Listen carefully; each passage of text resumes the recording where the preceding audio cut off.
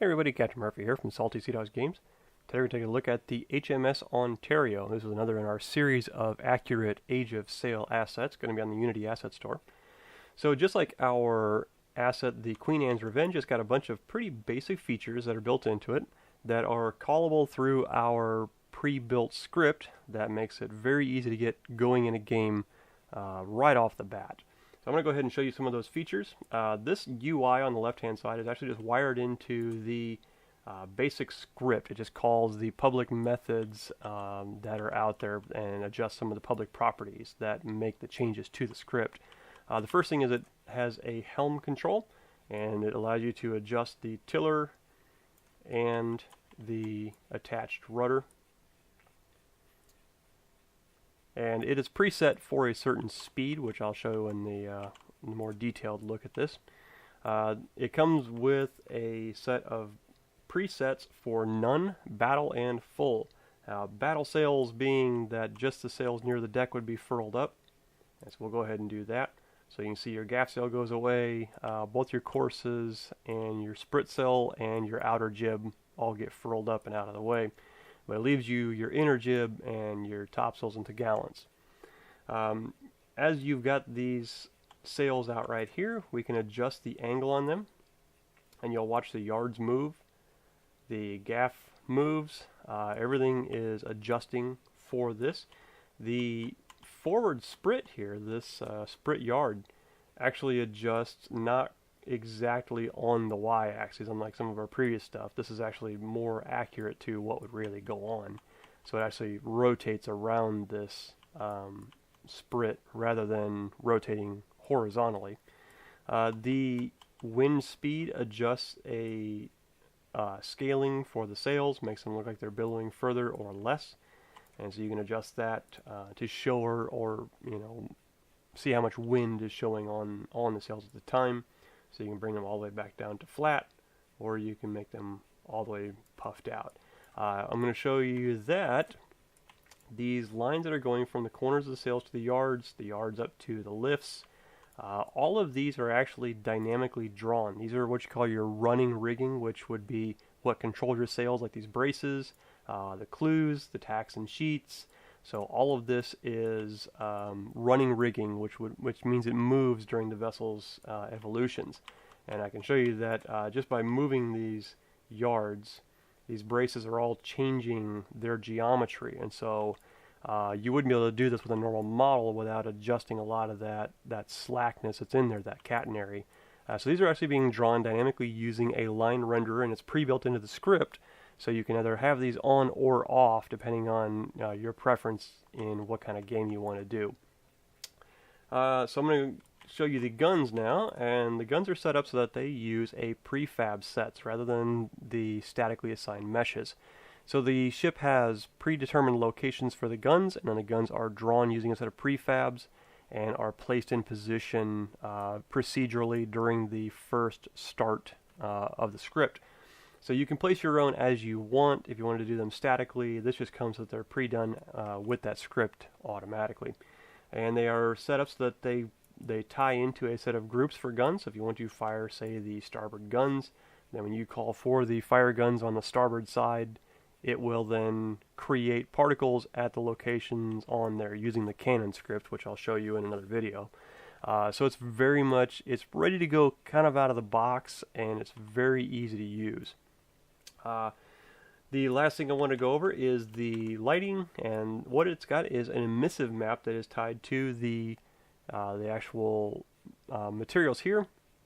So when you increase that emissive, it's going to show, looks like there's lighting coming out of all of the glass. It happens on the lanterns and also occurs on all of the accessories that share the same maps, and there's another one down here. So that's what the emissive mapping does, and this is all built into that script as well. It finds any emissive maps and goes and increases the lighting on them. So let's go ahead and take a look at some of the scripting on this and show how these lines up here work and the difference between them, and then I'll kind of save some of the more detailed stuff for the next video. Alright, so the scripts that are coming with this, the very basic one is the ship script, which controls most of what's in this vessel. And so it sets up the maximum helm angle, which is how far the tiller and the rudder can turn, the rudder itself pointing to the object, how it rotates. So a lot of this is very generic. You could use this script on other vessels if you had another ship that kind of met the same parameters. Then you use the same thing. Some of our things are a little more, I guess, specialized for what we do, but a lot of the scripts are pretty generic. The hull object, what this does is it assigns, it finds the materials on this and finds any of the emissive maps that are generated, so that way it can use those emissive maps in the script for the lighting. And then this line renderer is here. This is where it finds any points that can create lines from point A to point B, and then it redraws them as it needs to. So these line renderers only redraw themselves when the yards are moving or the sails are moving. So essentially it's on an as-needed basis only. So what we're going to do is I'll show you the difference between, like right now, you can notice that we don't have any of that, that running rigging is not in between these two main masts. And there's a lot of braces that go back and forth on this Briggs design. Now if we go ahead in here and we turn the show running rigging lines on, and we give it this line detail of 2, which what that is it changes the number of vertices that are drawn, then we see that we've got all this extra lines showing up here. So we've got, in addition to our stays, we've got all these braces going back and forth. If we turn this selection off, then when we run the game again, you notice that we have not as much there. So we've got our stays, which are standing rigging, and those are actually modeled. But all of that running rigging is gone, so as we're moving our yards around, we don't have that extra stuff in between these two masts that is there. So if you're running a little more of a, I guess, a lower detail game or something that doesn't require that much detail, then this is kind of what you would probably want to run. If you're running something a little more detailed, then you can turn on that running rigging, and it kind of gives a little more life to the vessel. So the other thing that we've got is under the cannons, you've got the 6-pound and then the 6-pound tip only. And what I'm going to show you is that there are a couple different places where this tip only is used. So you notice down here we've got full guns, and the guns are completely rendered. They are on the back deck, but if you go into this back section here where it's not fully modeled, it's just this tip sticking out, and that's because there's no need to draw the entire gun there. So it saves us a few thousand poly right there. So kind of helps out. And so you can change these two prefabs out. If you want to put your own prefab there, you can change them out, and it'll automatically place a cannon there as long as it's got the Z forward and your scaling is right. It'll do all the work for you. The last thing I wanted to go over is that we pre-pack a couple of prefabs in here. We've got a simple smoke prefab. And that's just so you can get started. You can swap this out as you want.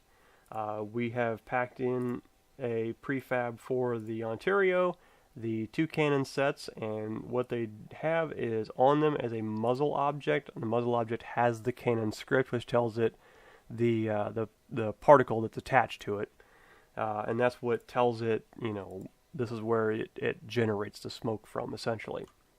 The last thing that we've got is on the deck is this binnacle right here.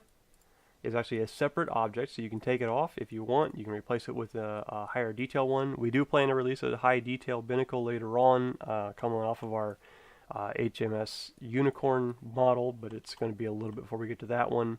And the bell housing is also a removable object, so you can change that out as you want. So anyway, I hope you guys enjoyed this, and if you have any questions, let us know at support@saltyseadogs.net or stop by us at the Unity Asset Store. Thanks.